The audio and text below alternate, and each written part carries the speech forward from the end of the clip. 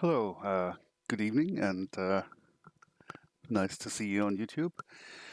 Um, Today we'll be covering the initial development of the UV transform tool, which is the plugin our patrons voted for to be developed this month. Um, we did some initial work on that, not quite as much as I would have liked to have done, but we're getting there, and I think I can show you the basic functionality already. Um, just as a heads up, um, Dagmar can't make it today, so I'll be trying to monitor the chat as well. Um, and yeah, everybody on the chat, hello to you guys. Nice to see you online. All right, let's start. So I'm just going to load the cow object from Lightwave. There we go. And I did apply a very, very simple Atlas UV map to it. And yeah, I'll just maximize this. So it's a very, very rough and not really pretty UV map, but it helps to illustrate what the whole thing is supposed to do.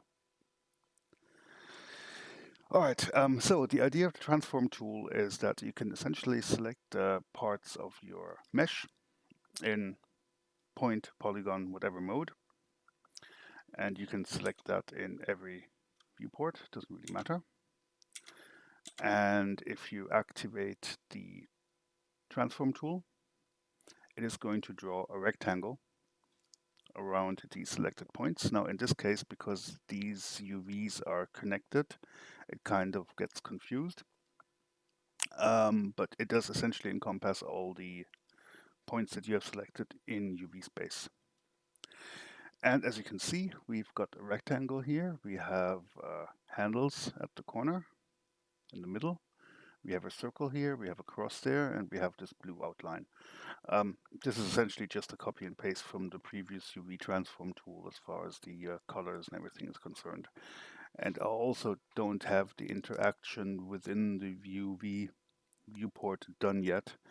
The main part was just, getting all the transformations I need right. The next part will be actually making everything here interactive and not just drawing the controls. But the idea is that you can select your points, and in UV space you can start to rotate them. Let me just, because this actually works. So as you can see, I've been rotating some points here. I can rotate them back. You will be able to do this interactively by clicking and dragging on the circle. You can move those around like such. This is a horizontal transformation.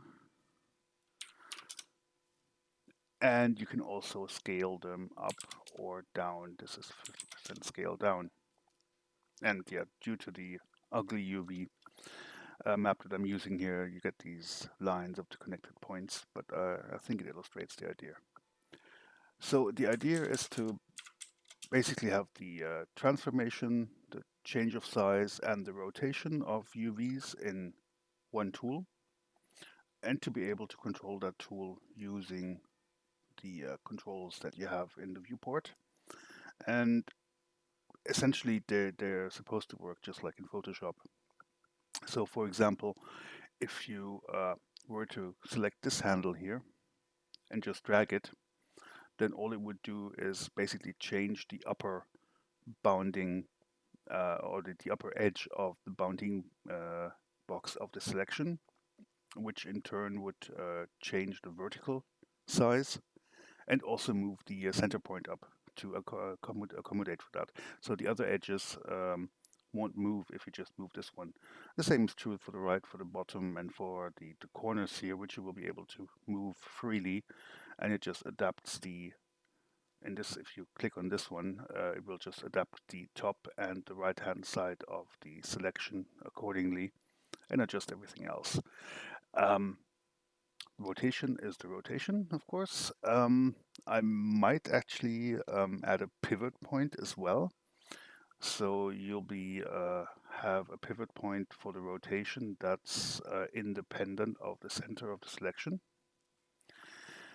And one option that you will also have and this is just a button here right now, is fit, and that will allow you to take whatever you have selected and fit that into the complete UV space or a selection of the UV space. So this is going to open a pop-up which gives you the option to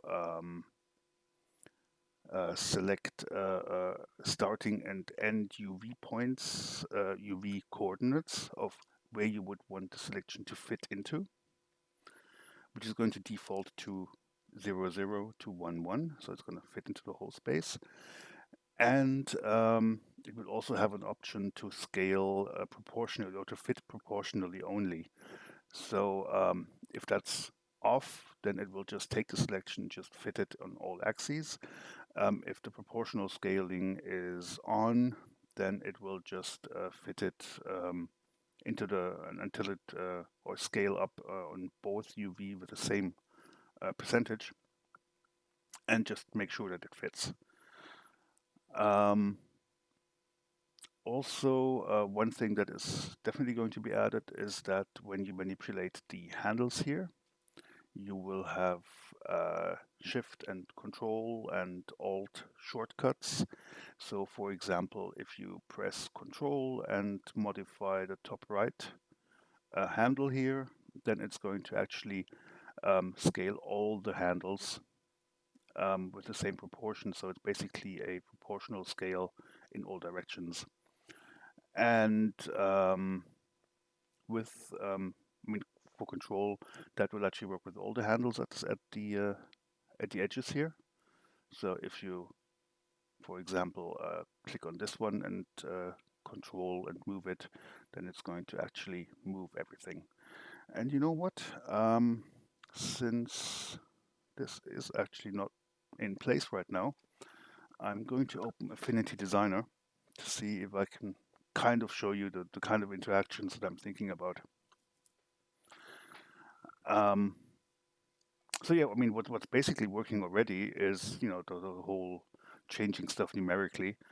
And the tricky part is going to be actually writing all the interactions here. Also, if you look at this, if I rotate, let's rotate by, you know, more odd degree, you'll also see that if I rotate this, then the handles are actually not being rotated.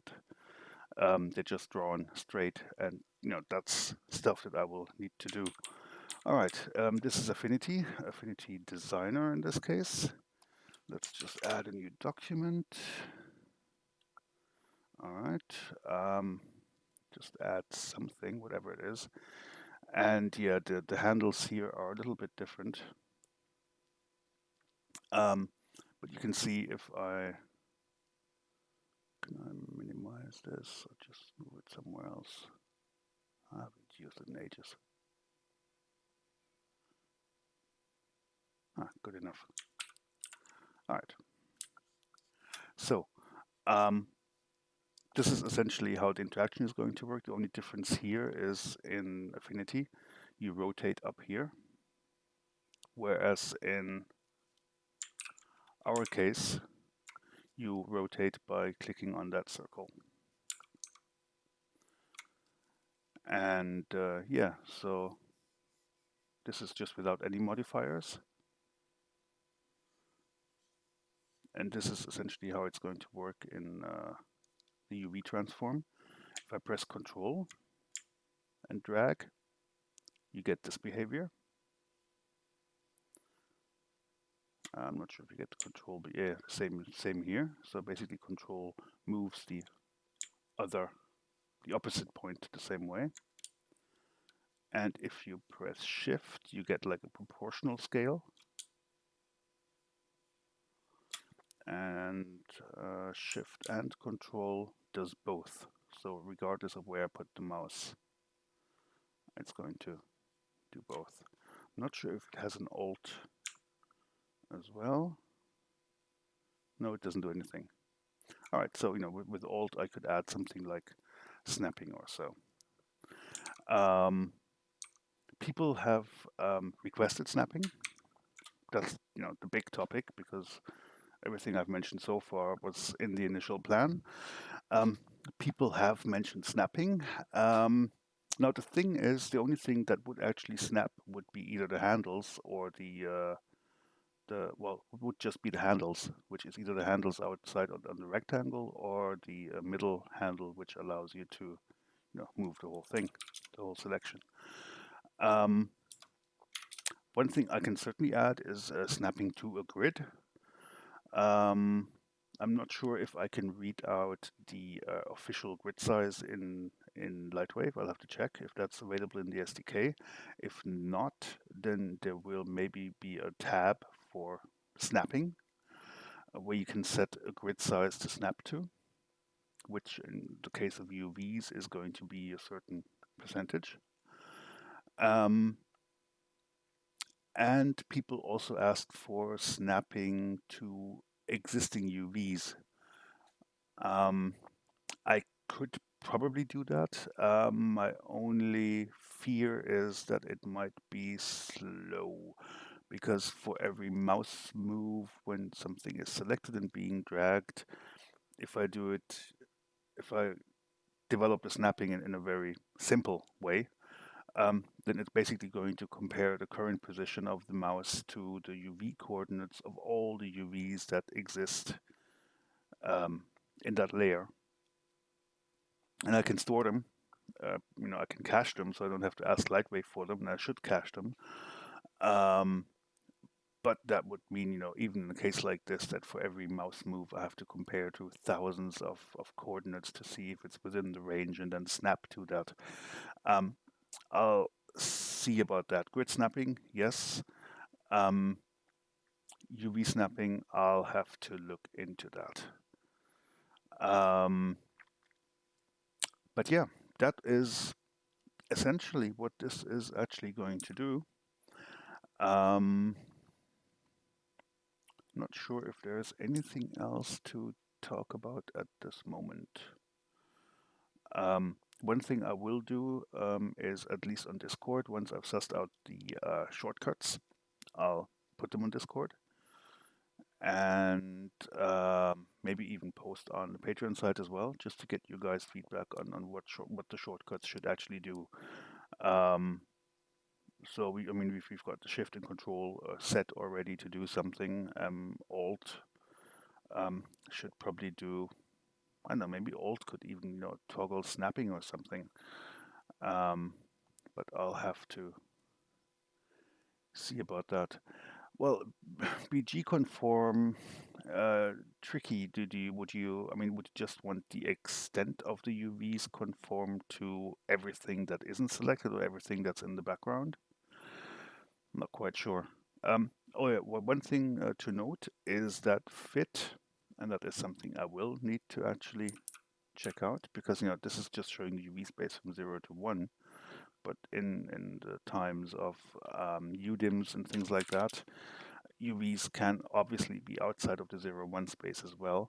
One thing I want to make sure of is that the fit to UV will also work if it's outside of the 0 and 1 space. So the idea is that I look maybe for the center point and see which UV, well, quadrant it's in. So if it's in the 0 to 1 quadrant, or if it's in the 1 to 2 or 2 to 3 quadrant, and so on. And then make sure that if you press on fit, that the defaults you get will actually be defaults for that UDIM space that you're actually in.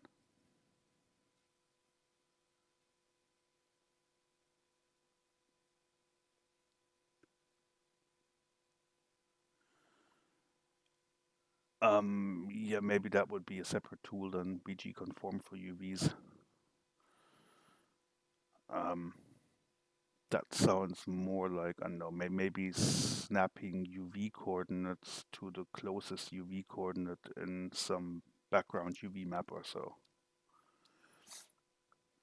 So yeah, one thing this would allow you to do is, for example, if you have lots of UVs packed into one map like this one, but you would actually like to separate them out into different UDIMs and also maybe give them more space within that UDIM. That should be fairly easy to do with the UV transform, where you can just, select all the UVs that you want in a different UDIM tile, then you move it over, fit proportionally, and boom, it scales up, and you can move on to the next one.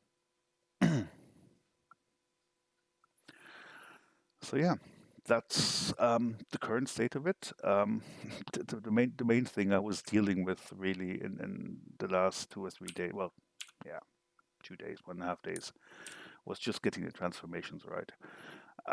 Because essentially the transformation that is being used to draw the handles, depending on the rotation and the size and the position, that very same transformation is actually applied to the UVs as well. It's the same code. Um, but I had the order of operations wrong in some places and had some bugs where things weren't multiplied with whatever they were supposed to be multiplied with. And yeah, that made it a bit not tricky, but just needed to get that right. And since that is working now I can actually start to work on the handles, transform the handles properly so they actually align with the selection box, which they don't at the moment. And I think they should. Let me just check affinity again. There we go. Well, okay, they're using circles. That's cheating. That is cheating. That's not fair. I mean, yeah, those circles always align. Um, I could switch over to circles, of course, but for some reason, I think rectangles kind of make more sense. I'll have to check what Photoshop actually does in this case. Also, when it comes to OpenGL performance, the handles here actually have the advantage of just being 4 lines, whereas this circle here is, I think, 128 lines or 64, something like that. Yeah. And yet this is actually manually drawn. Yeah, fall off is actually something I thought about. Now write that down.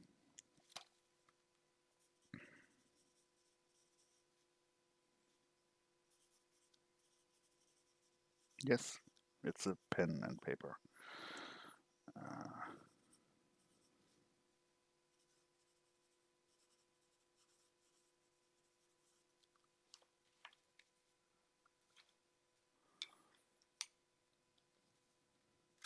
it could be a weight map fall off,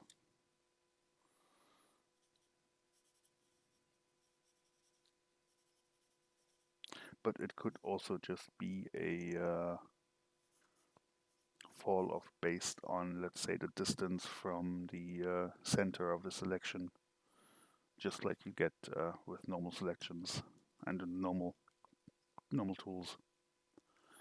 That's certainly an option, yes. Even though I'm not quite sure if it actually makes that much sense in this case. I mean, you're not going to be doing, single UV coordinate editing with this tool, but you will take a bunch and just maybe put them somewhere else, give them more space in your UV map, and maybe even rotate them if you want to fit something manually or so. Yeah, actually, it's not Python. It's C, or to be more precise, actually C++, um, which is a great language, but also a pain. A pain in the sense that it's a very, very powerful language, and it's one where you never stop learning. You would be able to do most of this in Python using the native SDK. Um, there's a few things like the drawing in the viewport here. This is actually using OpenGL and not using the drawing commands that Lightwave provides. It does provide viewport drawing for plugins, but it's only monochrome. You can do like, I think some of the native tools, the drawing that they use, most of them, if it's like cyan in color, then it's using the native tools and they don't actually allow you to change the color for some odd reason. So for the UV distort tool, I decided to just draw in OpenGL. And in this case, I'm just, using the code that I've written before. Also, one big difference is that if I draw in OpenGL, I can actually do stuff like change the line width for different elements. So in this case, I'll probably going to make the blue rectangle, a bit thinner, but give the handles, thicker lines or something like that.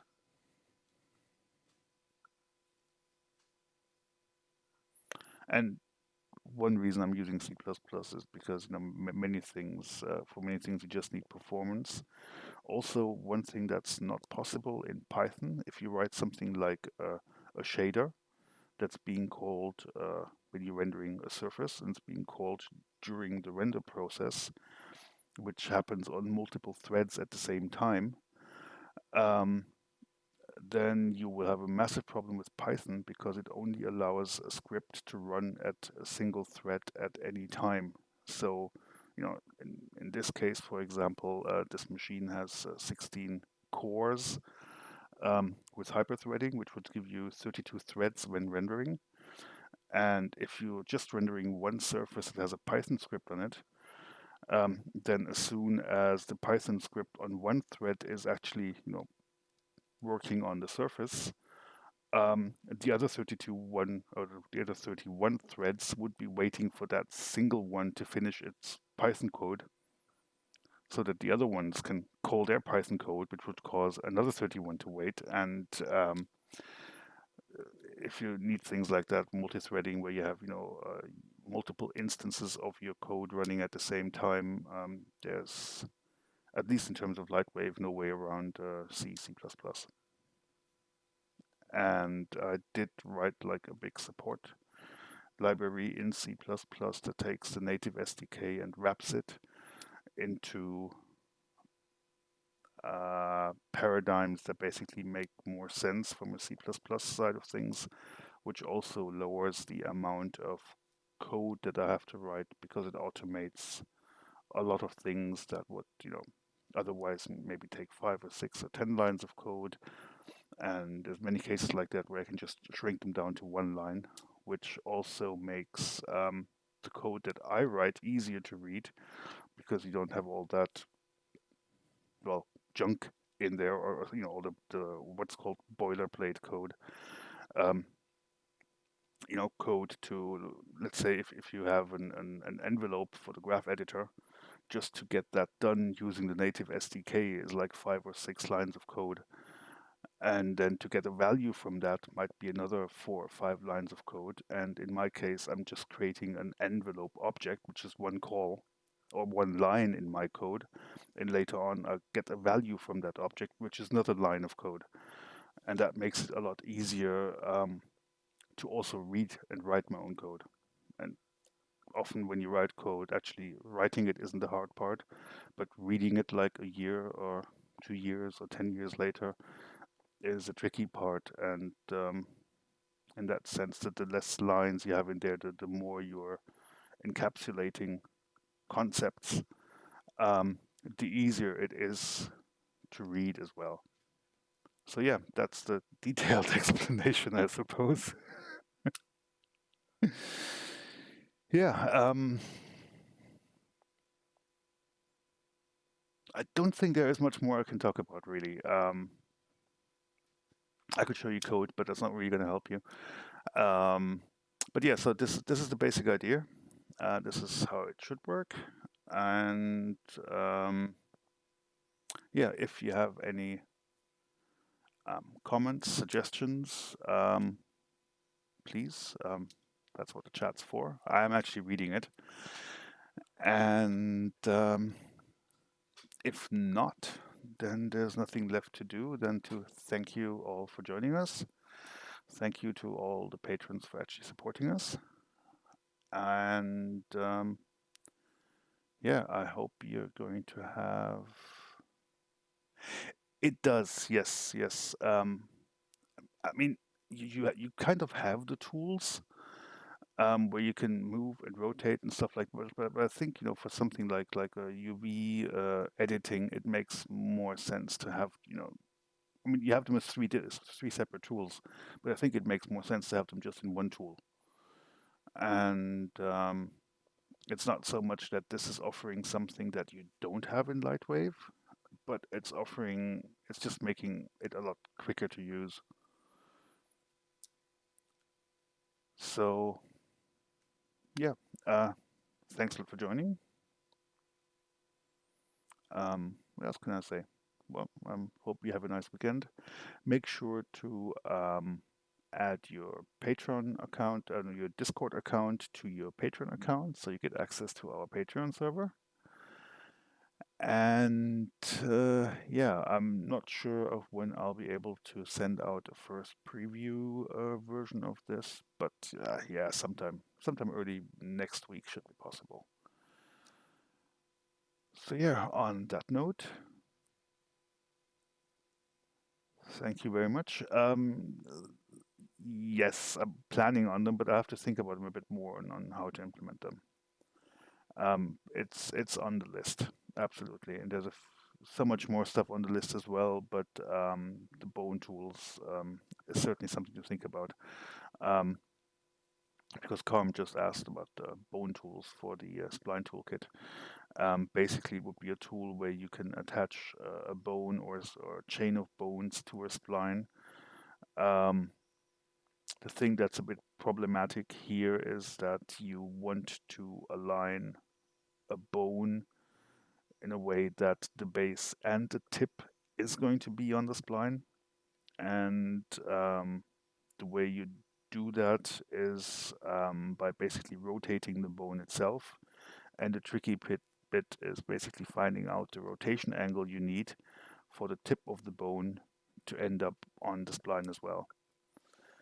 And I'm not quite sure of how to do that yet. I mean, it is possible, but I need to think about that a bit more. That's currently not really a showstopper, but more of a yeah. Let's see if I can suss that out, and once I know how to solve that issue, then I can actually think about putting it up for the vote. I mean, there is a few things like that on the back of my mind that I keep thinking about every now and then, and when I'm sure that I think that I've solved the trickiest part, then I put them up for the vote and not before that. Of course, there's exceptions to that rule where you find out while as you're developing that something you actually thought was going to be easy isn't. Um, I hope that's not going to be the case this month, but yeah, that happens as well. So yeah, um, thanks for listening. Thanks for watching. Um, I suppose it wasn't too exciting, but that should give you, show you the direction that we're going. And yeah, see you on Discord, see you on Patreon, see you on Facebook, and have a nice weekend. Stay safe, and as they say, wash your hands. Oh, by the way, if you want to click on the subscribe button, we'll be doing this every month. So thank you. Bye bye.